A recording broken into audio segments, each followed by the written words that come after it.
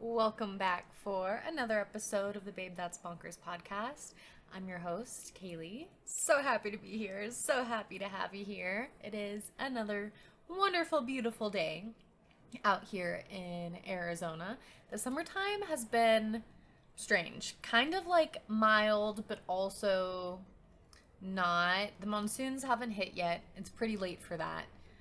So that's been interesting. The rain is kind of what gives us the reprieve out here in the desert from the heat, but I also feel like it hasn't been quite as hot, like high degrees, as like past years. Sometimes I feel like by April it's like in the hundreds, and this year, like, we're not that toasty yet, taking advantage of that while we can. My dog's enjoying her sunshine. The plants are thriving ish when I remember to water them. I feel like some of them I'm really testing, but they keep coming back. So I'm just like, we're building resilience at this point. But I'll walk out and they'll be all like wilted over, so sad. And then I just water them and pray that, well, they'll perk back up. And so far, so good. I think I've only lost, a couple plants since this spring. And, it's to be expected to a degree. I've started to include some bloopers at the end as of last video. So if you want to see weird, funny things happen, like my dog sneezing or sirens driving by, I don't know, just who knows what it'll be. I don't decide. The universe decides, so bloopers at the end. You have to, be a thorough listener if you want to enjoy those. But yeah, so that's something new. A little bit of housekeeping. What else? By the time this episode comes out, I will probably have also posted my first, Substack, real post. Not like, it kind of feels like Twitter meets, blog articles in a way, because there are things you can kind of scroll from, and I feel like I've, commented. I made, a little bitty post, a Twitter vibe, a tweet. Subtweet, oh my god, a new meaning. No, totally different meanings. But I have a little, creative writing article type thing, more essay. It's not an article. I'm not here to educate people. I just have words to share, and I feel like they're a bit artistic. So feel free to check out my Substack. That's something that's new that I'm trying to pay more attention to. So it is linked below if you are interested. And also all of the audio transcripts for the podcast are on Substack as well. So if you'd rather read than listen, that is an option for you, or whoever. But anywho, time to start chit-chatting about today's actual episode, theme, topic, whatever. Today we are going to be chit-chatting about embracing our inner child. This has been a topic that's just been on my mind a bit recently, and it's something that's been on my podcast queue as an episode idea, but it hasn't felt right until recently, and I'm okay, now I have the official ammo to actually complete this episode, the proper motivation, if you will. So we're gonna chit chat about why the whole concept of your inner child is relevant, and what it means, and then ways to embrace it. And this is coming from a purely speculative contemplative I'm not an expert. This is not coming from an educational standpoint. This is just a girl with some thoughts that she's gonna share. So take everything with a grain of salt, if you will. But first, before we really jump right into things, it is beverage time. So if you haven't already grabbed something delightful to sip on as we hang out and chit chat together, now is the perfect time. You deserve a little treat. So we'll take a moment to wait. You have your treat? You ready? Okay. The microphone is here. The Olipop is here. We're doing a little lemon lime action today. There's nothing I love more than a Sprite, a 7-Up.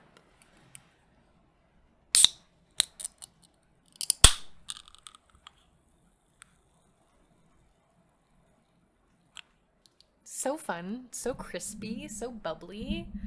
I'm just having a hoot and a half over here. I used to say that all the time, less recently, but I feel like I often pick up on just like different phrases from, you know, things I see on the internet, things I hear, whatever. Sometimes I come up with my own, depends on like who I spend my time with, but it's such an interesting phenomenon of like, you know, you start to talk like the people you spend a lot of time with, like the way you like joke, you just naturally we pick up other people's mannerisms, and I just find that incredibly interesting and fascinating.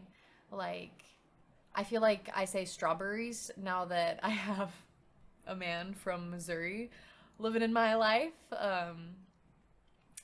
sharing his life with me to share my life with him. Anywho, I feel like I very much had like strawberries, like I'm a valley girl at heart from California, but now I definitely say strawberries every time. And every time it comes out of my mouth, I'm like, that sounds weird. That sounds off. That doesn't sound like me. But I still say it every time. So that's a new adaptation. But a tangent, besides the point.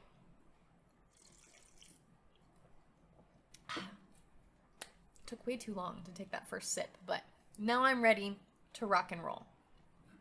So we're going to start things off with a little bit of story time today. A couple days ago, I was just feeling quite sentimental. Honestly, recently, I've been feeling pretty homesick, something I've never really, like, felt before. Like, I don't know, I think whenever I was just like newly moved away, I just made more efforts and had more resources to like visit frequently versus now with like a job versus being in school. You know, I don't have as many like breaks in my schedule, and it's just more challenging to plan those types of trips, especially with a partner and dogs and like all kinds of things. So I kind of visit home like once a year now, and just I think mostly with my grandma getting older, like I just want to be there a little bit more often than I am. Like Arizona's not super far, but you know, it's not like I'm seeing anybody every day kind of thing, and my visits also aren't usually like too long. So I don't know.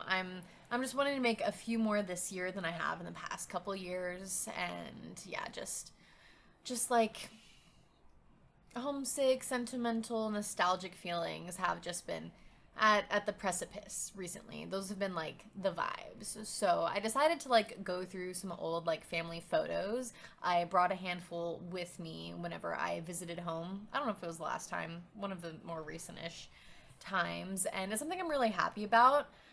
I felt kind of weird taking like pictures out of like the home I grew up in, thinking like, oh well, these are for everyone else to enjoy, but it's nice to take a little bit of that with me, and it's nice to have like physical pictures. I feel like it's easier to like go through them than it is like pictures on your phone, and like the vibes are just so much different. So it does have me also inspired to like print out more pictures. I have the Fuji camera app thing because I really love film, but obviously film photography is quite expensive to get into as a hobby, so that's kind of like my new niche. And like that app is essentially just like where I keep all of like my happiest moments, my favorite photos, and I'll take other pictures on there just to like give it the like film filter like for work and stuff, but then I'll go through and delete them from like the app album because I just want it to be this like collection of things that like truly bring me joy and like are like the moments where I'm actually living life, not just like a screenshot and a bunch of mumbo jumbo that gets lost in like the whole photo album, because there's a lot in there. I've looked recently. I'm low in the storage department. There's a lot going on in there. A lot of unnecessary stuff. So it's nice to at least have my more precious photographs just like separated out already for the most part. But anywho, the other day I was going through all of these childhood photos. It was interesting, kind of sad that I didn't find like a ton of my grandmother, but then I realized like she's the one who's like behind the camera. So like as I'm going through a lot of these photos, like sure it could be other people as well, but for the most part I feel like I'm like seeing like our family events and other things from her eyes, which I think is just, it was really comforting to know that like even though that I'm not seeing a bunch of pictures of her, like she's still very much a part of all of these really beautiful little moments from like my childhood and before, and from all different moments in like her life kind of thing.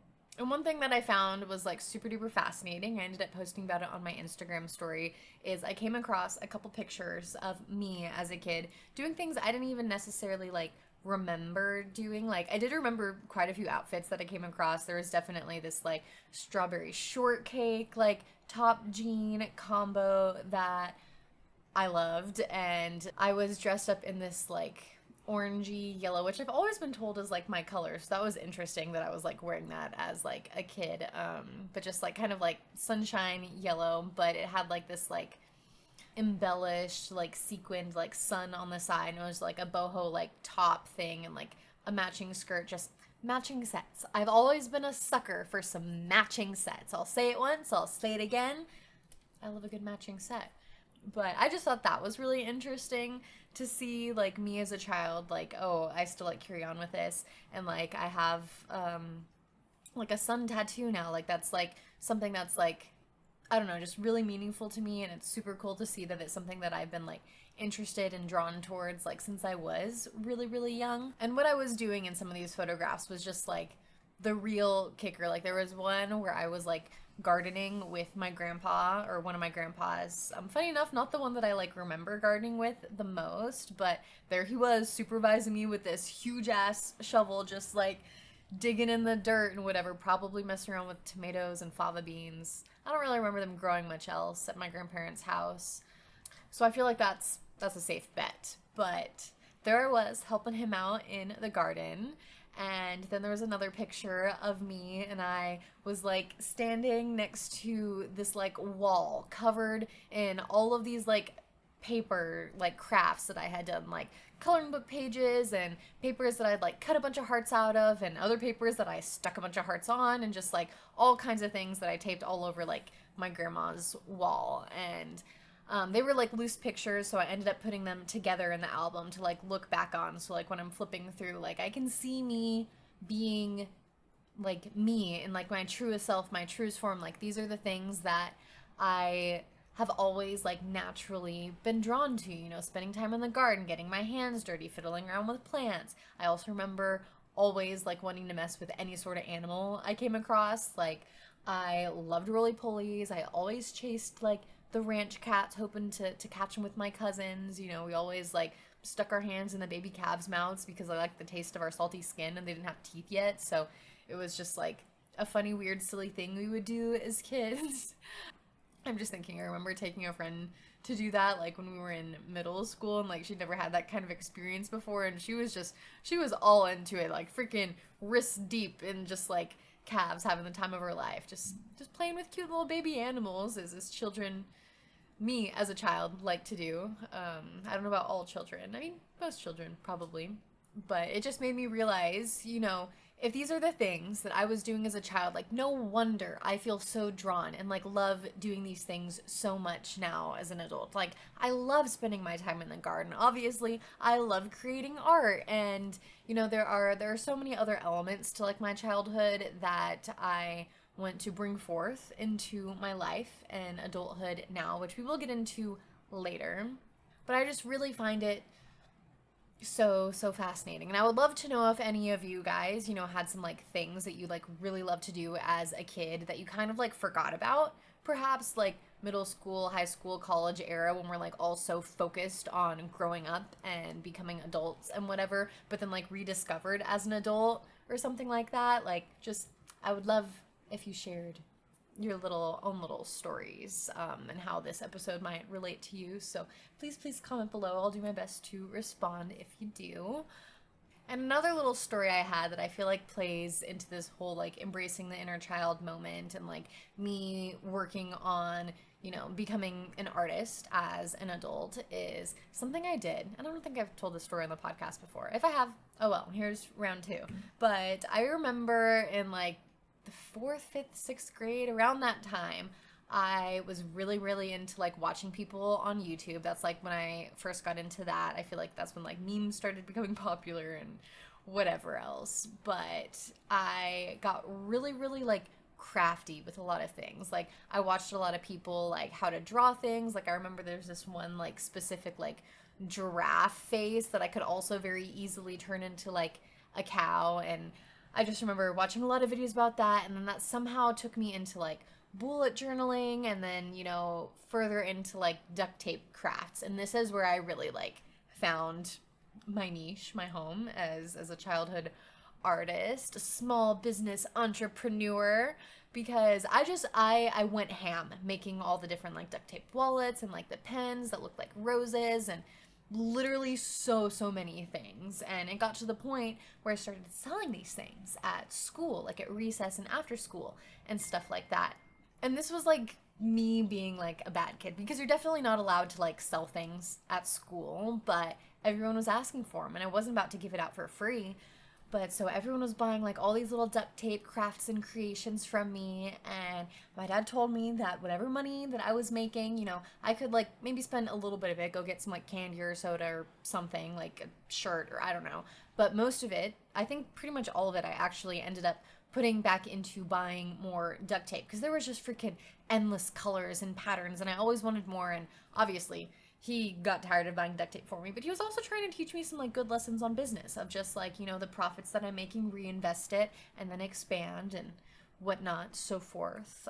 We'll see how it goes now as an adult in the future. But I was making a lot of money. Like I think I remember coming home with like over 100, maybe almost like $200 one day when I had like a big ol' like release. I remember taking, I want to say it was maybe a freaking box of like beer that I like covered in duct tape and repurposed, and it had like all my pins and wallets and like other crafts and creations. And I remember setting it out at school and everything was flying, everyone was buying, everyone thought it was so cool. I was just living, loving life. And a teacher walked over and I became terrified. Like, oh my god, I'm breaking the rules. I never break the rules. Like, I was such a goody two shoes for the most part. And I just like, I can still feel the fear to this day. And she actually just wanted to buy a rose pen for me and supported my cute little business. And I am so thankful for that teacher and that she did that instead of getting me in trouble, because there are a lot of teachers that would have gotten me in trouble because like it's the rules. But the way that she like supported me and like didn't crush my dreams, I think is so beautiful, especially because she was never one of my teachers. I'm actually struggling to remember her name, but I absolutely remember her face, and I remember like what kids were in her class at that era. But yeah, that's actually really special now that I think about that. But anywho, that was my first art business, and just like I think about that all the time now that I'm like trying to become an artist, because it's like duh, that's what I wanted to do. Like that's, I naturally started doing that, like without anyone telling me what to do, without any like sort of like input from anything other than like where like my natural curiosities took me. And I think that that's so beautiful, and that is why I think it's important to embrace the inner child. I feel like so much of it is about just like tuning out all the external bullshit and like learning how to like find your own path, follow your own intuition, and like what truly speaks to you and your soul, you and your own personal journey kind of thing. So I feel like a lot of what embracing your inner child, you know, means is kind of providing yourself with what you need. Like, what did you need as a child? Did you need opportunities to explore? Did you need freedom? Did you need more like safety and security? Did you need like a space to like process your emotions? Did you just need to be like physically taken care of? Like there are so many different ways that you could take this, and I'm not trying to get like super depressing, but I feel like, you know, childhood trauma also plays into it. I feel like a lot of it is about healing those wounds, then also giving yourself space to like truly be you and yourself, you know, spending time doing what like naturally calls to you. And so a few things that come to mind when I'm like saying all these things of like ways to do this is kind of like standing up for yourself, or speaking your mind, or maybe it's, you know, making yourself breakfast every day. I know something for me is kind of being on time, but also not stressing if I'm gonna be late. I feel like for me, this comes from like my dad always taking me to school late growing up, especially on like the first days of school. Like that would drive me absolutely insane, because when I walk in, like everything started and everyone would just turn and stare at me and whatever. And then I also missed out on like that morning like extra recess playtime and all that jazz. So that's kind of something that drove me a little bit bonkers growing up, but also can't fault my dad, single dad, doing his best, you know, trying to like get me ready, also like take care of like work on the ranch, like especially like cows and the dairy industry era.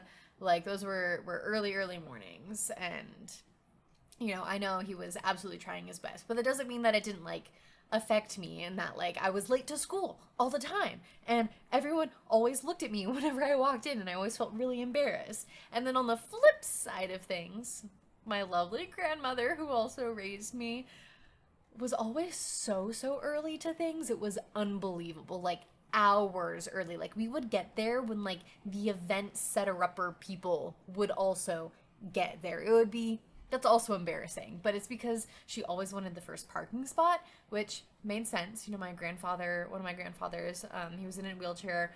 My grandmother's sister, who was always with us, was also just like just a little lady. She could walk for the most part, but she took little steps. But so it made sense on why like a caravan filled with some senior citizens would want the closest parking spot and everything, but she also wanted the front row seat. And it was something that, you know, I do think is like worth it for a lot of things, and that's something that was so important and so special to her. But like as a kid, being 2 hours early to like a dinner event or something like that, and just having to like sit there and like be bored and whatever, like also drove me bonkers. And like she always had that super like stressed, like super tense energy if we were like running late in her mind, which is if we were less than 2 hours early. Kind of thing. And I'm literally not exaggerating. Like if my cousins listen to this, which I know that they don't, they would corroborate that story. Okay. But I feel like that's where my like time stress comes in, because I get super duper stressed whenever I feel like I'm like running late to something, and that's something I would like to work on.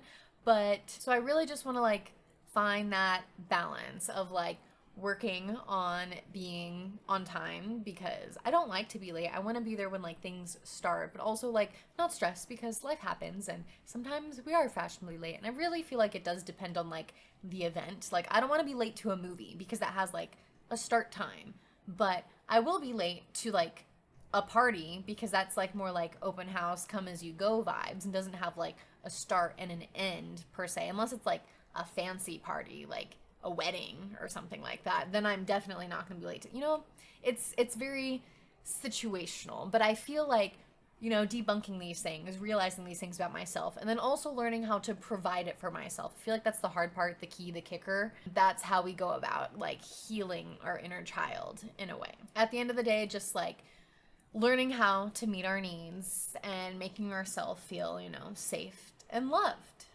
I think, you know, it's just as simple as that. So, how to do it, because I'm obviously the expert. Totally kidding. But I feel like this is something that I need to work on. Like, I just have some, like, shadow work to do, as they say. And since I'm not currently in therapy due to financial reasons, I definitely want to be working on my mental health and all the different things I want to work on when it comes to, like, the me that lives in my mind and, like, lives this life out in the real world as well, if that makes sense. Like, I just really want to, like, take care of all those different versions of me so I can live the happiest, best life that I can. And since I don't have, like, a therapist to guide me, I'm trying to just, like, discover new tools constantly, and also try to, like, build up habits where I'm, like, actually putting in the work, because, like, that's where the change and the benefits come from, kind of thing. But when it comes to healing my inner child, the first thing I really want to start doing is testing out journaling like Amy McNee. Yes, I've talked about her a million times, and I won't stop because she's fabulous.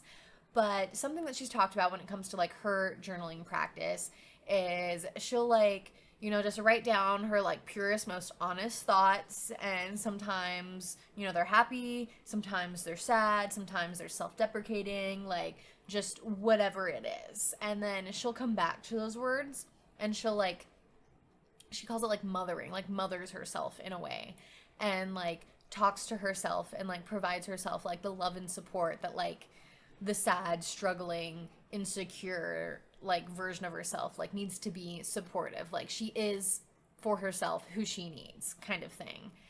And I do feel like that journaling practice can like do a lot for people. I feel like it could just do a lot for me, honestly. Just like learning how to take care of myself as I would a child or as I would anyone else. I feel like I'm really great at like taking care of my friends, my family, to like the best of my degree, my capacity, but I have a hard time like showing that type of love to myself.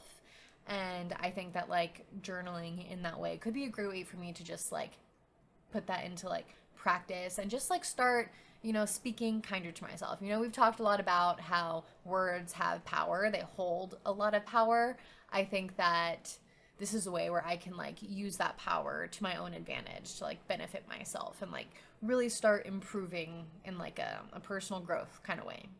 In addition to this, just like sticking to the roots of meeting our basic needs, as I've talked about in like one of my first podcast episodes, it's just something that's like always like at the forefront of my mind, because I try to keep it at the like core like of my life and how I just go about doing anything and everything, pretty much just trying to lay like a solid foundation for myself continuously and just like making sure it's sturdy. But it's so hard as an adult. It's so hard to be meeting all of your needs, like to sleep and eat and go outside and drink your water and be social and do all the things is so hard, but it's also so worth it. Like I notice every time, like once I start falling out of one of my good habits, like I feel its absence, and that really just shows like its importance to me. And I think that that's a really great learning opportunity as well.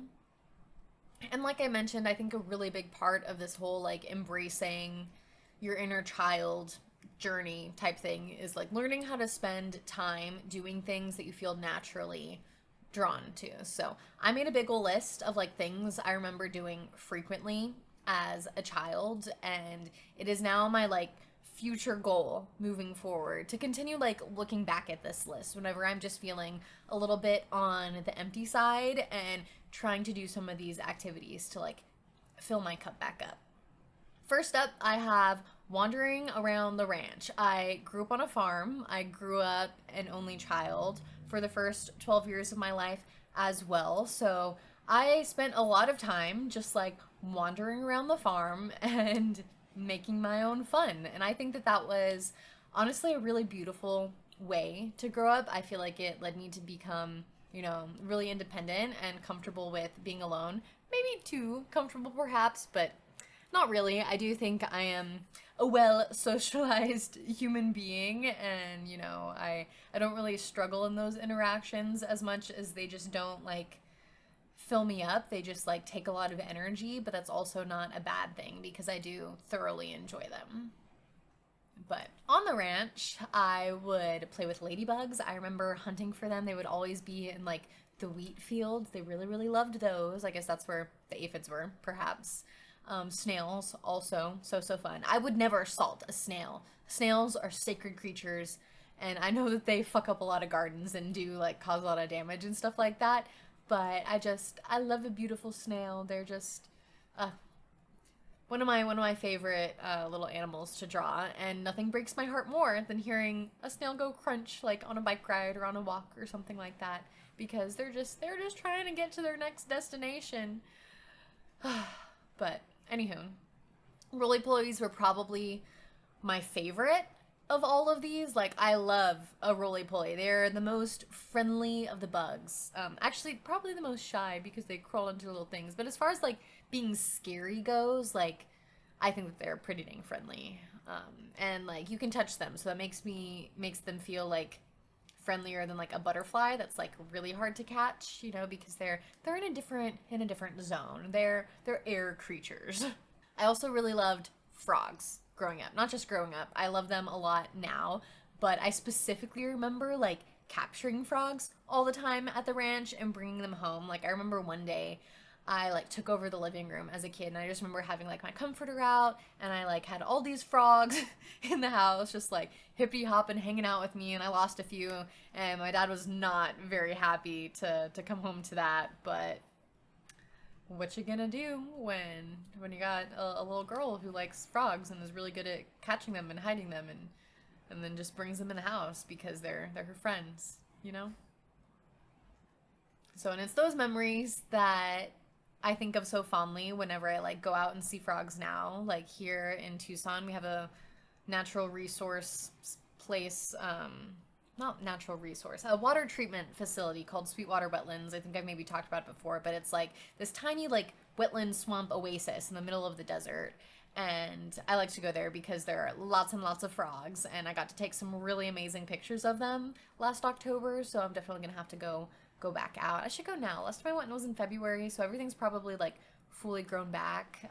Definitely toasty, but probably less people, which will be lovely. But yeah, all in all, I love a good frog moment, and that's just something that has never left my soul. So I should go spend more time with some frogs, you know?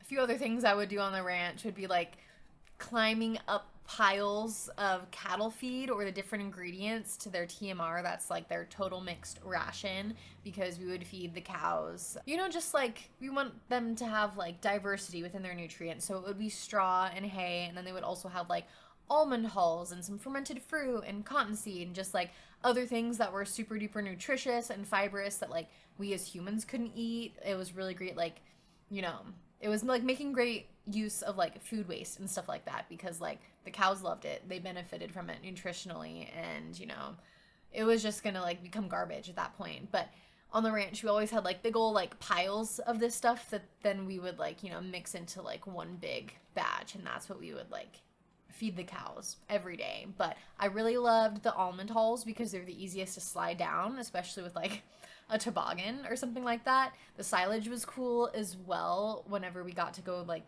it had like the tarps but like no tires on it yet, so it was pretty like smooth. But that one usually had a really rough landing on the ground, if there would be like a little drop off once they like took some to like feed the cows. I do remember hurting my bum doing that.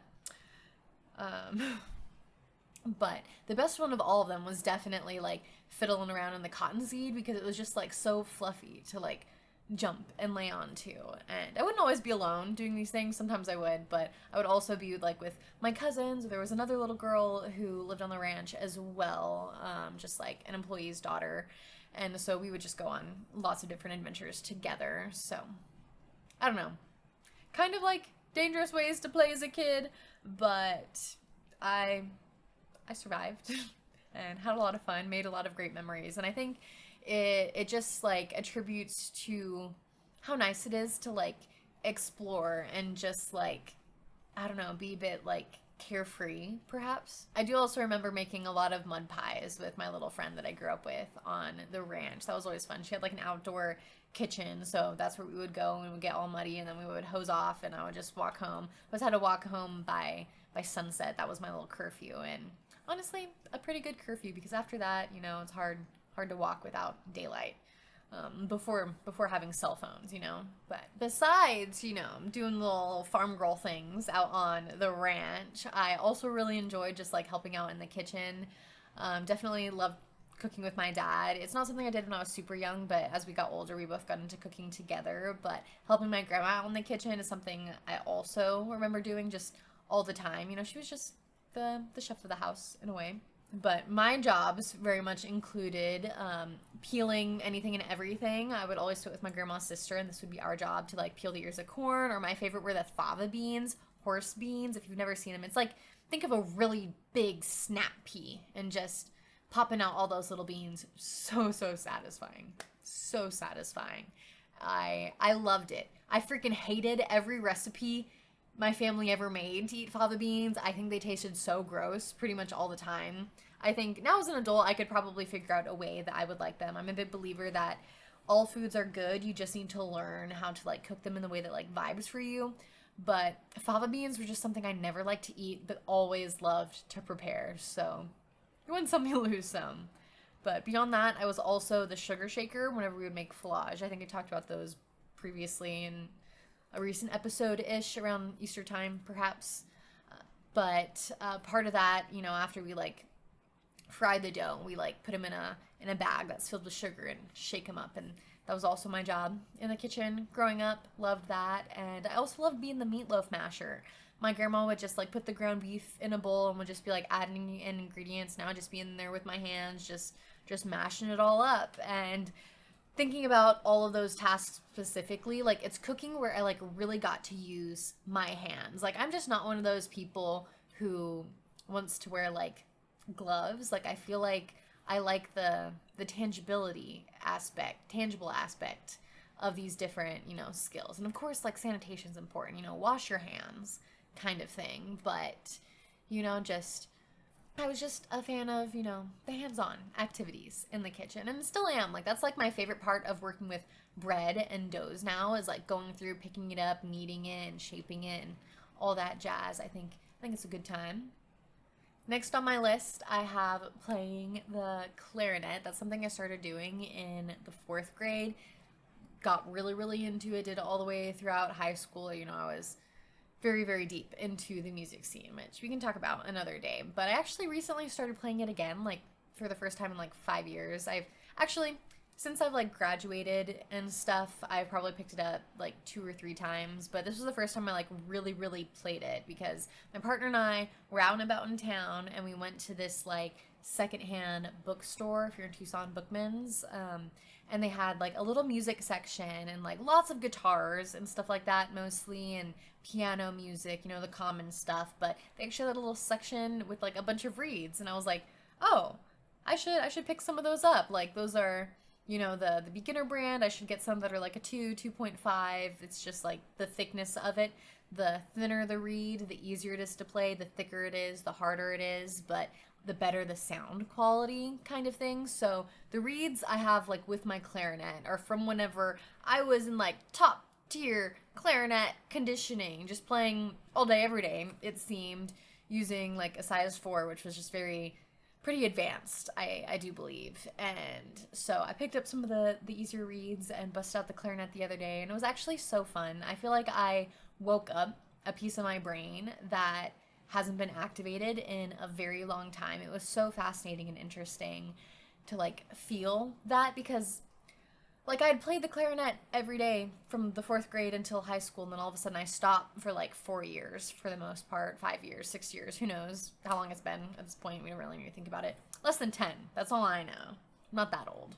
But it was so different than like singing, because like I sing all the time, and it's because it's the easiest form of music to do, because all you need is yourself, and it's something I've been trying to do a lot more often, like intentionally, just like playing songs like to sing along with, and I feel like that has been very good for the soul. But something about reading the music and like the mind hand, I was gonna say the mind body connection, I guess in a way, the like hand-eye coordination, mind-body connection, mind-hand connection, whatever you want to call it. There was just something to it, like reading music, and then I was also playing things like from memory, and it was really, really cool, and it has me really excited. Like, in addition to my little plein air art adventures, I think I might like start busking or something, or just not even for money necessarily, but just like playing outside in a park for funsies. Like, I just think that's how I really want and like need to start spending my time these days.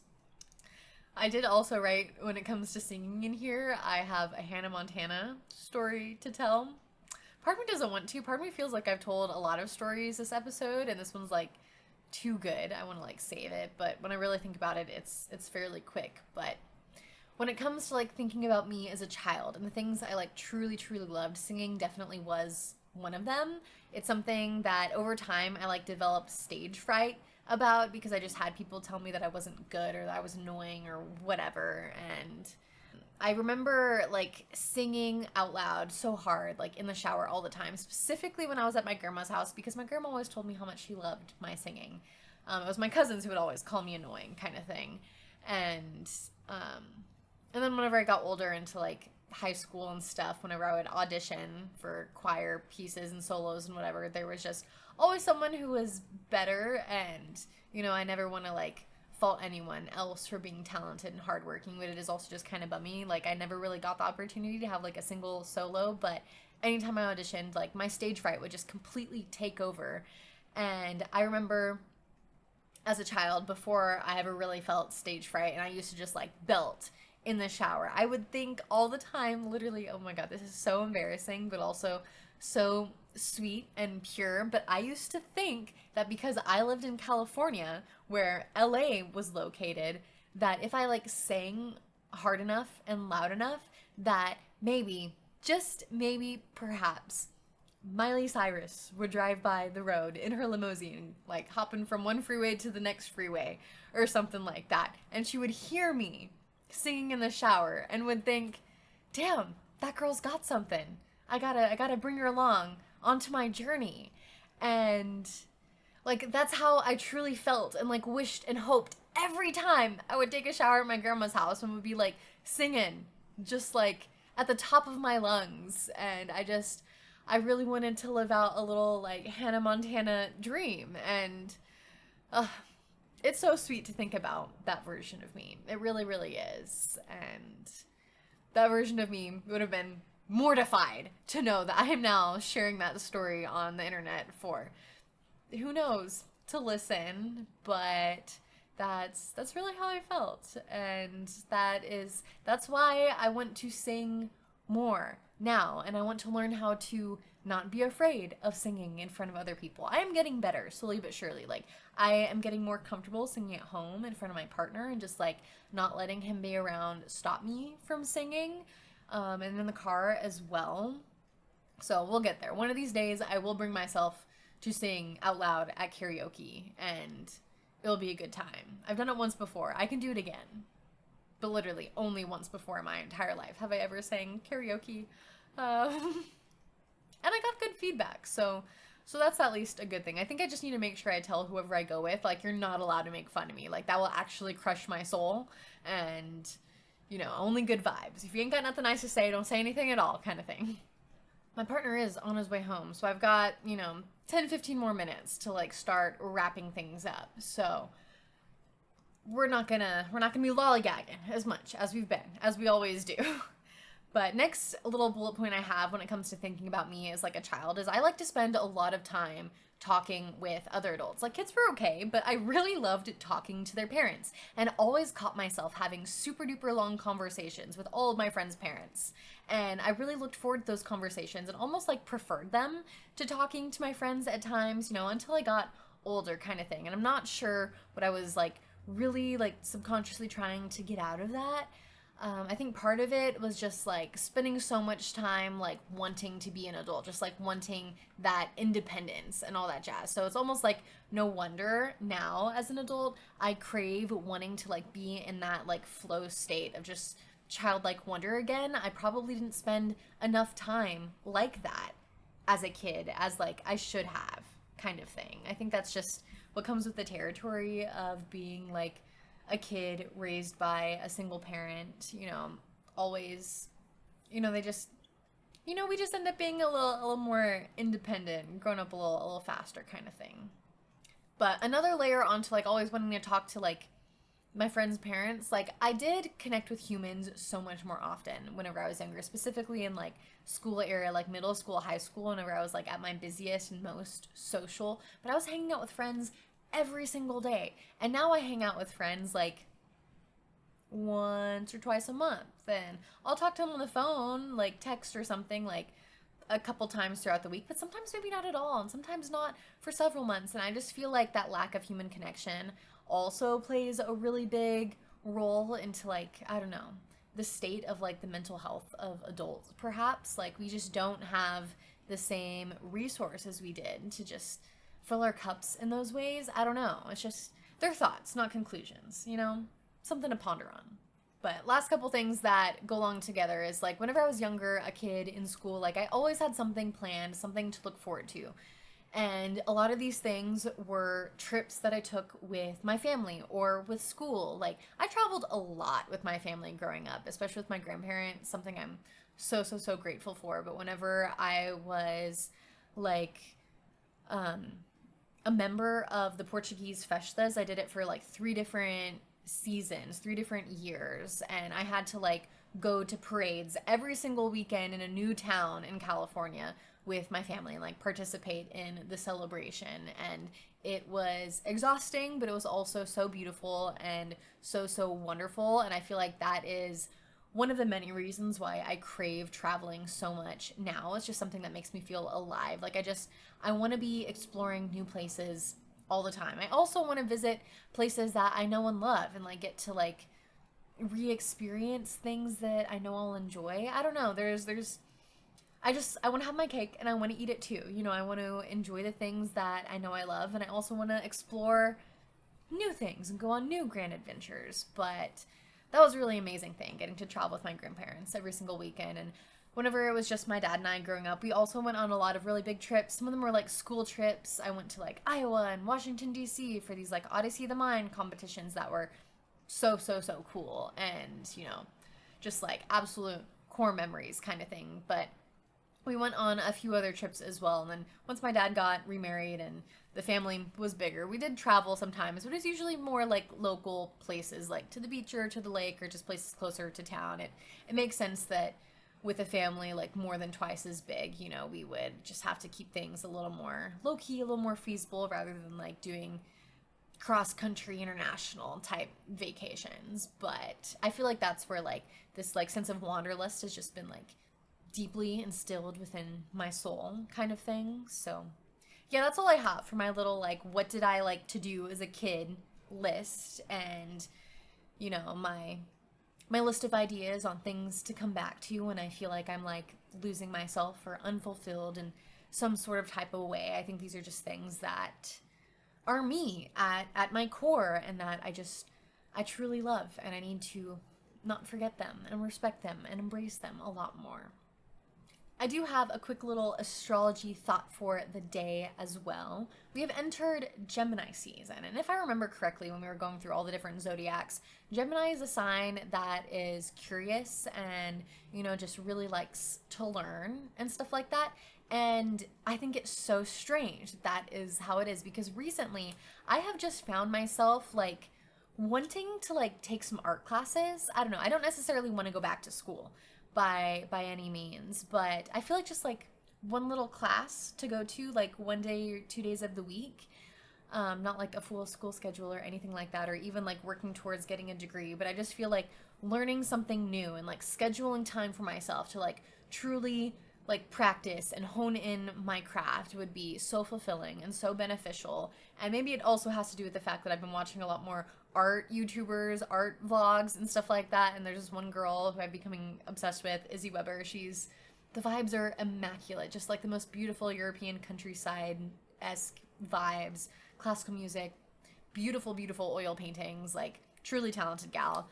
But she like shares little tidbits about like her art classes that she goes to, and I'm inspired. I'm jealous. I want to do more, and it's also Gemini season, so of course I am just like being bit by that learning bug. And I think it's the perfect time because like school also ends in the beginning of Gemini season, so as you're getting into the summer, you still have that itch to like learn something new, perhaps this like curious essence about yourself. And I just think that that's delightful. And yeah, those are just some thoughts that I wanted to share. So there's that. And to speed through my life updates, because I feel like my partner is going to be here literally any moment, and I do want to do a little tarot reading. I wrote that everything feels like too much these days. I feel like I'm barely hanging on, but I'm just like taking everything one moment at a time. And, you know, that's just where I need to be. And I do feel a lot more grateful when I do have good moments, because everything does feel pretty challenging and chaotic these days.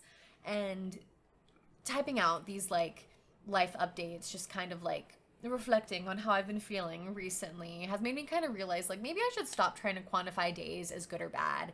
Like I've really held on to this idea of like I want to have more good days than bad days, and like that's just my goal. Like I don't need to be happy all the time, but I do just want to enjoy myself more often than I'm not enjoying myself. And like I feel like that's still the goal, but I feel like I need to start looking at things in like moments rather than days, and like focusing heavily on the good moments and not letting them be outweighed by bad moments. Even if there technically are more of them, their value is still less because they weren't good, they weren't happy, they weren't fulfilling, they weren't, you know, what they needed to be. I don't know exactly like the point I'm trying to make here, but I'm just really trying to like look towards the little things again and focus on the things I can be grateful for and the things that are in my power to change, because I just feel like life's happening to me a little bit and I want to be happening to life. Like I'm in control of my own life, and I want to feel that way, you know?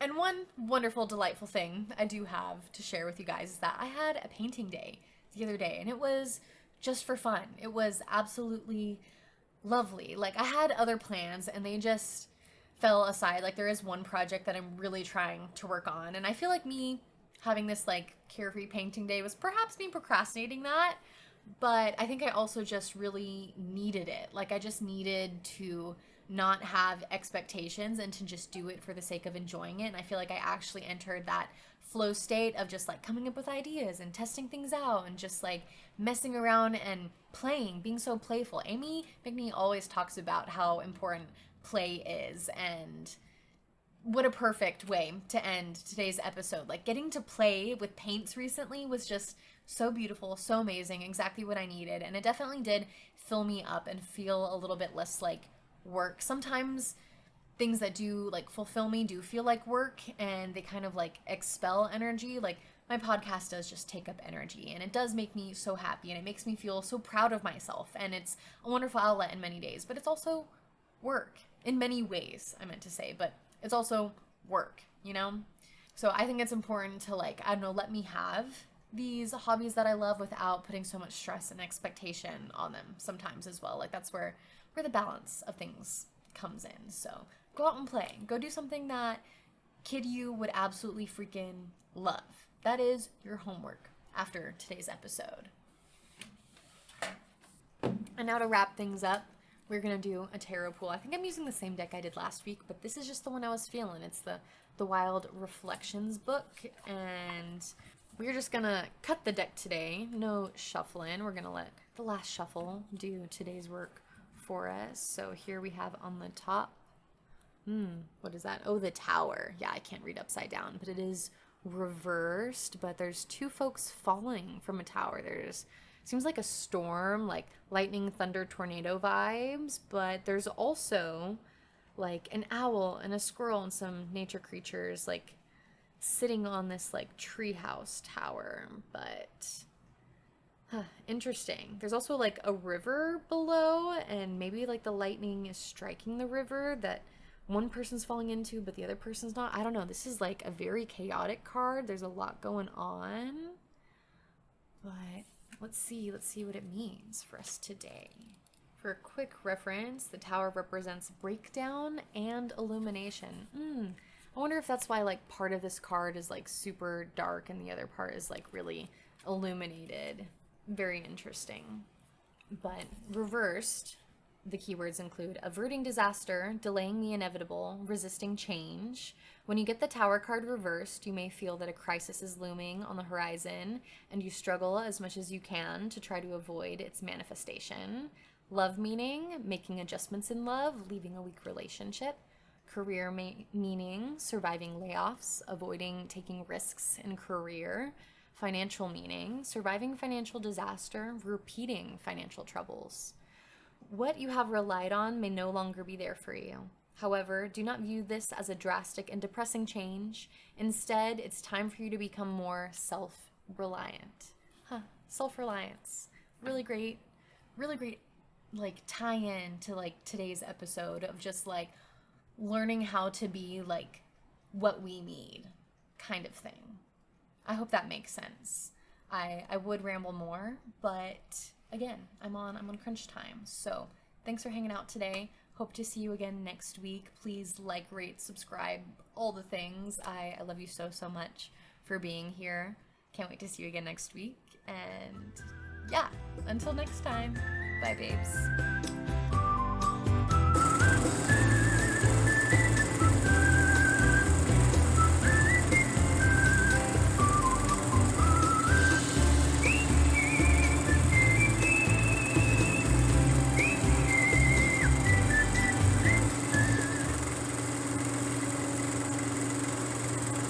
Also, I don't know if it's like the lighting or the video. Maybe it's the lighting, but I feel like the bottom halves of my arms look crazy tan versus like the top halves. And like I did have an outside event the other day. Nah, it's gotta be the lighting, right? I look crazy. I look weird, like a crazy person. But I was wearing a t-shirt and worked outside the other day, so I wouldn't be surprised if I had a bit of a farmer's tan. Definitely trying to spend more time out in the sunshine these days. But yeah, the lighting is just making me look a little orange and then incredibly pale. Like, look at that. That's crazy. Anyhow, maybe we'll cut that tangent out.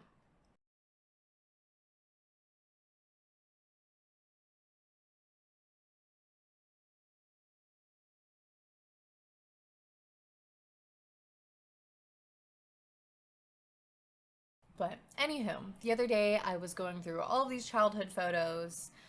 It was interesting, kind of sad that I didn't find like a ton of my grandmother, but then I realized like she's the one who's like behind the camera. So like as I'm going through a lot of these photos, like sure it could be other people as well, but for the most part I feel like I'm like seeing like our family events and other things from her eyes, which I think is just it was really comforting to know that like even though that I'm not seeing a bunch of pictures of her, like she's still very much a part of all of these really beautiful little moments from like my childhood and before and from all different moments in like her life kind of thing.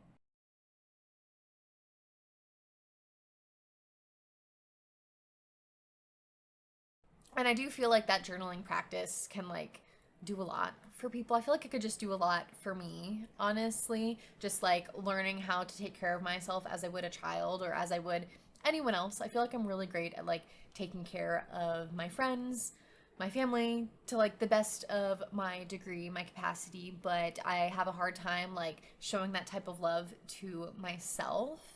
And I think that like journaling in that way could be a great way for me to just like put that into like practice and just like start, speaking kinder to myself. We've talked a lot about how words have power, they hold a lot of power. I think that this is a way where I can like use that power to my own advantage to like benefit myself and like really start improving in like a personal growth kind of way. Snails also so fun. I would never assault a snail. Snails are sacred creatures, and I know that they fuck up a lot of gardens and do like cause a lot of damage and stuff like that. But I love a beautiful snail. They're just uh, one of my favorite little animals to draw, and nothing breaks my heart more than hearing a snail go crunch like on a bike ride or on a walk or something like that because they're just trying to get to their next destination.